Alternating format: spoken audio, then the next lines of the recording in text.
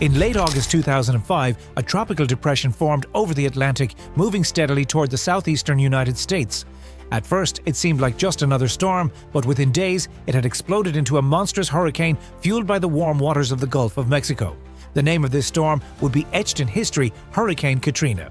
By August 28th, Katrina had intensified into a Category 5 hurricane with winds exceeding 280 kph, H7 175 mph. Satellite images showed a massive storm stretching nearly 400 meters across. The National Hurricane Center issued dire warnings Katrina would be a catastrophic event. Its target, New Orleans, a city built below sea level, surrounded by levees and dangerously vulnerable to flooding. On the morning of August 29, 2005, Hurricane Katrina made landfall near Buras, Louisiana, as a Category 3 hurricane with sustained winds of 200 kph, 825 mph. Though slightly weakened, it remained one of the most powerful storms to ever strike the U.S. Gulf Coast. Mississippi, Alabama, and Louisiana were all in its path, but the worst was yet to come. Massive storm surges up to 28 ft high slammed into the Mississippi coastline, obliterating entire towns like Bay, St. Louis, Waveland, and Biloxi. Winds ripped apart homes, businesses, and infrastructure, leaving behind scenes of absolute devastation. But the most catastrophic event was unfolding in New Orleans. The worst fear of engineers and meteorologists came true. The levees protecting New Orleans, already fragile and aging, failed under the massive storm surge. By mid-morning, the Industrial Canal, 17th Street Canal, and London Avenue Canal levees had all collapsed. Water poured into the city, flooding streets, homes, and hospitals within hours. In some areas, the water rose 20 ft, submerging entire neighborhoods. Residents who had not evacuated found themselves trapped. Thousands fled to their rooftops, waving for help. Others made desperate attempts to escape in boats, clinging to whatever they could. The Superdome and New Orleans Convention Center, designated as emergency shelters, were quickly overwhelmed, becoming symbols of chaos and human suffering. By nightfall, 80% of New Orleans was underwater. Electricity was gone, clean water was scarce, bodies floated in the streets. A humanitarian crisis was unfolding on an unimaginable scale. The response to Hurricane Katrina was marked by confusion, delays, and failures at every level. The Federal Emergency Management Agency, FEMA, was slow to react, unable to deliver aid efficiently. Louisiana and federal officials struggled to coordinate rescue efforts.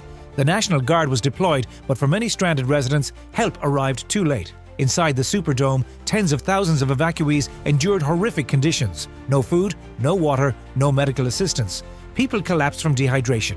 The convention center became another nightmare, with reports of violence and desperation spreading through the overcrowded halls. The government's failure to act swiftly became a national disgrace. The images of New Orleans, people stranded on rooftops, families wading through waist-deep floodwaters, desperate cries for help, shocked the world. Questions arose. How could one of America's most famous cities be left to drown? By the time the waters receded, Hurricane Katrina had left behind an unprecedented disaster. More than 1,800 people lost their lives. The financial cost exceeded $170 billion, making Katrina the costliest natural disaster in U.S. history. Entire neighborhoods like the lower 9th Ward were wiped off the map. Thousands of homes were condemned, businesses destroyed, and a way of life was forever altered. The storm displaced more than 1 million people, creating one of the largest internal migrations in modern American history. Many never returned to New Orleans, scattering across the U.S. in search of new lives. The city's cultural and economic fabric was forever changed. Katrina also exposed deep racial and economic inequalities. Many of those left behind in the floodwaters were low-income black residents unable to evacuate due to lack of transportation or resources. The storm did not just destroy buildings, it laid bare the stark realities of poverty and government neglect in one of America's most vibrant cities. The long road to recovery began, but it was slow and painful. Billions of dollars were poured into rebuilding efforts, but for many, the damage was irreparable. The Army Corps of Engineers undertook massive projects to strengthen the levee system, ensuring that such a disaster would never happen again. FEMA was restructured with new disaster response strategies implemented to prevent future failures. Evacuation plans were redesigned, and cities across the U.S. reassessed their disaster preparedness in the wake of Katrina's failures. Yet despite the improvements, the scars remain. Many areas of New Orleans have never fully recovered, and debates over environmental policy, urban planning, and social justice continue to this day. Hurricane Katrina was more than just a natural disaster. It was a humanitarian catastrophe, a government failure, and a moment that forever changed how America viewed disaster response. It left behind not just physical devastation, but also a painful reminder of inequality, vulnerability, and the need for preparedness in an era of increasingly extreme weather. The name Katrina was permanently retired from the list of hurricane names, a mark of the storm's deadly legacy. But for those who lived through it, the memories remain vivid: the floodwaters, the suffering, and the fight to rebuild. New Orleans survived, but the question lingers: are we truly prepared for the next great storm? Hurricane Katrina was not just a storm, it was a defining moment in American history. It tested the limits of resilience, exposed the failures of leadership, and left a lasting mark on the Gulf Coast.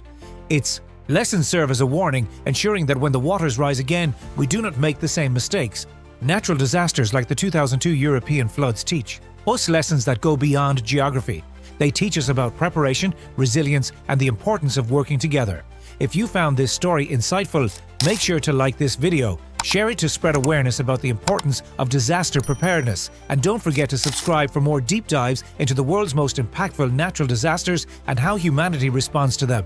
Together, we can learn from the past to better protect the future.